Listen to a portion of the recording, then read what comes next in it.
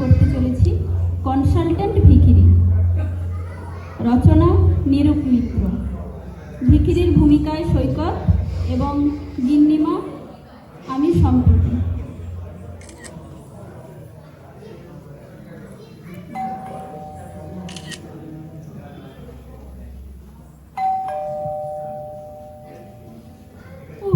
স্নান করে উঠতে না উঠতে এ আবার কি উপদ্রব এসে জুটল।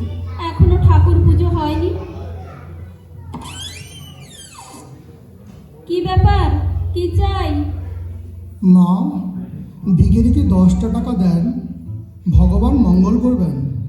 ও হরি, এ কেমন বায়না? 10 টাকা কেউ ভিক্ষে চায়? সকাল সকাল 10-10টা টাকা খসলে তো নেহাতি অমঙ্গল। আমি তো আপনার মঙ্গলের কথা বলিনি মা।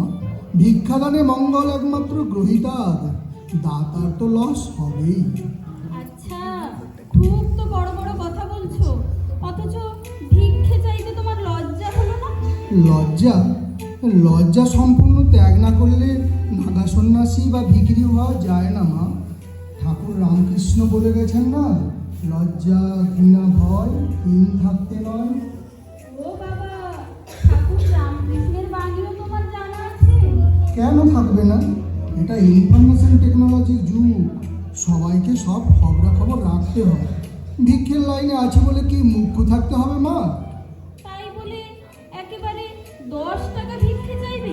কি করব মা, যা ইনফ্লেশন, সংসার চালাতে এটাই লোয়েস্ট ডিনোমিনেশন, ওর কমে চলে না মা।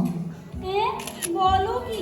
দেখবেন সর্বত্র ভিখারিরা আজকাল 2 টাকা 5 টাকা রিফিউজ করছে। আমাদের হ্যাভনটস ইউনিয়ন রেট বেঁধে দিয়েছে মা, 10-এর কম নিলে ইউনিয়নের মেম্বারশিপ কাটা যাবে। তাছাড়া মা, 10-এর কমে কি আমাদের প্রেস্টিজ থাকে বলুন? ও, তাই তো দেখছি। তা দেখো বাবু, আমিও ঠিক করেছি ক্যাশে ভিক্ষে না দিয়ে কাইন্ডে দেব। কাইন্ডে? হ্যাঁ। কাইন্ডে দেওয়া কাইন্ডনেস? তা এমন হলে কনসিডার করতে পারি। এই নাও, ধরো 5 টাকা দিচ্ছি, যাও একটা মিও আমরের কেক কিনে খাও। আর কত কেক খাবো মা? মানে? আগে কিছুটা সস্তা হয় বলে আপনার মতো কেউ কেউ কাইন্ডেই সারতে চান, কিন্তু মা সকাল থেকে 5-5টা কেক খাওয়া হয়ে গেছে, এবারে পেট ছেড়ে দেবে। কি সর্বনাশ, ভরা পেটে ভিক্ষে! তুমি তো দেখছি ভিক্ষের এথিক্সটারই হেনস্থা করে ছাড়লে। মা, শুধু পেট ভরলেই কি ভিক্ষের প্রয়োজন পুরোয়? ভবিষ্যতের জন্য সঞ্চয় করতে হবে না? কি কেলেঙ্কারি, সঞ্চয় করতেও পরের টাকা? ছি, কাউকে পর ভাবতে নেই। পর ভাবি না বলেই তো এ দেশ জুড়ে এমন ব্যাপক তোলা আদায়ের ব্যবস্থা গড়ে উঠেছে। তাছাড়া শ্রী শ্রী মা তো বলেছেন, কেউ পর নয়, জগৎ তোমার। ওরে বাবা, এমন জ্ঞান পাপী ভিখিরি আমি জন্মে দেখিনি। মা, স্বয়ং কার্ল মার্কস বলে গেছেন, হ্যাভনটসদের উচিত হ্যাভসদের কাছ থেকে কেড়ে নেওয়া। তা আমি তো বল প্রয়োগ করিনি, চেয়ে নিচ্ছি। আপনি রাগ করছেন কেন? রাগ করবো না? রাগ করবো না? এমন হাট্টা কাট্টা স্বাস্থ্য তোমার, চেয়ে থাকে কেন? কাজ করে উপার্জন করতে পারো না? কাজ করে রোজগার করার পর পশ্চিমবঙ্গ থেকে বহুদিন উঠে গেছে মা। সর্বত্র কর্মচারী ইউনিয়নগুলির দলমত নির্বিশেষে একটাই স্লোগান, আসি যাই বেতন পাই, কাজ করলে উপরি চাই। শোনেননি মা জননী? শুনেছি বই কি, ওই করেই তো দেশটা গোল্লাই গেল। তাছাড়া মা, কাজ কোথায় যে কাজ করব? কাজ থাকলে বাংলায় এমন হাজারে হাজারে বেকার থাকতো। আচ্ছা, বিপদে পড়েছি। আরে বাবা, চাকরি করতে হবে কেন? স্বয়ং নির্ভর স্বরোজগারেরও তো উপায় আছে। আছে মা, তবে তার পরিমাণ ওই পুষ্পদের চেয়ে বেশি নয়। বস্তুত এদেশে আত্মনির্ভর হওয়ার দুটো মাত্র উপায়, ডাকাতি অথবা ভিক্ষে। ডাকাতির মতো খতরনাক প্রফেশনে না গিয়ে নিরীহ ভিক্ষাবৃত্তি নিয়েছি, এটা কি অপরাধ হলো মা? ওরে শোনো, তোমার সঙ্গে কথাই পারা যাবে না। আচ্ছা আচ্ছা, তুমি কি জীবনে কখনো কোনো কাজ করোনি? কেন করব না? ভিক্ষেও তো কোয়াইট নোবেল প্রফেশন, একটি হার্মলেস স্বনিযুক্ত প্রকল্প। হ্যাঁ, আরে আমি বলছি, তুমি কি ভিক্ষে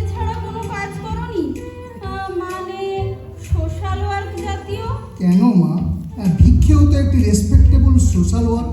কি বললে? হ্যাঁ ভিক্ষে সোশ্যাল ওয়ার্ক? হ্যাঁ, নয় কি?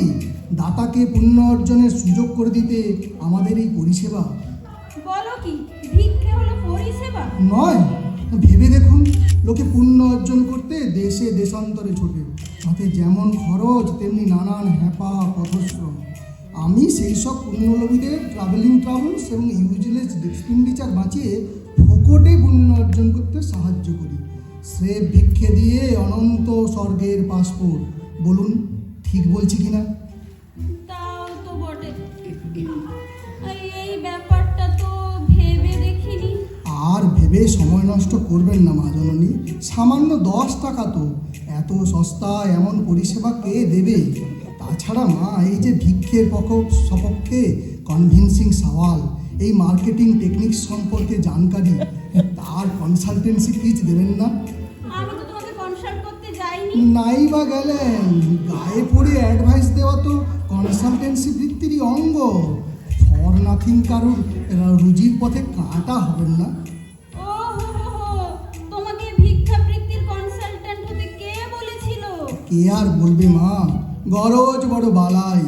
দেখছেন না, একদিন যারা পুঁজিপতিদের কালো হাত ভেঙে দাও গুড়িয়ে দাও বলে চেঁচামেচি করতো, আজ কেমন লেজে গবরে হয়ে পুঁজিবাদী ভাবনায় ভিক্ষার ঝুলি কাঁধে দৌড়ে দৌড়ে ঘুরছে।